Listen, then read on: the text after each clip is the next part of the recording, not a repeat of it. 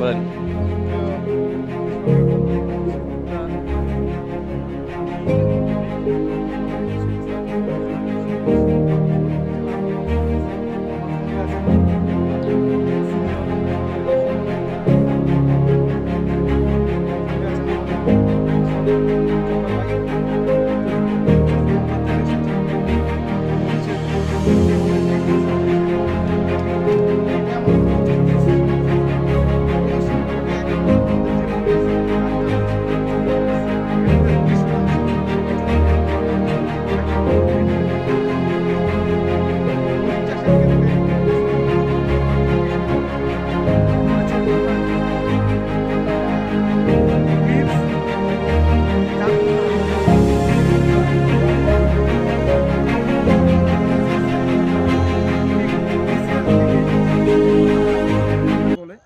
এটা মূলত ক্রিপস বা মাখরের আক্রমণের সমস্যাটা, মাইটের যে আক্রমণ এটা হয়।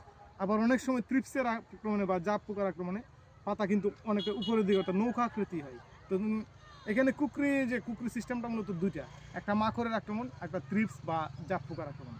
তো মাখরের জন্য যখন আক্রমণ করে তখন কিন্তু আমরা কৃষকদেরকে যে বার্টিনেক 1.80 বা অ্যামাউন্ট বেনজয়েট, আর যখন তাছাড়া শোষক পোকা বা ত্রিপসের যখন আক্রমণ হয় তখন আমরা ইমিডাক্লোসিড গ্রুপের কীটনাশক দেওয়ার পরামর্শ দিই।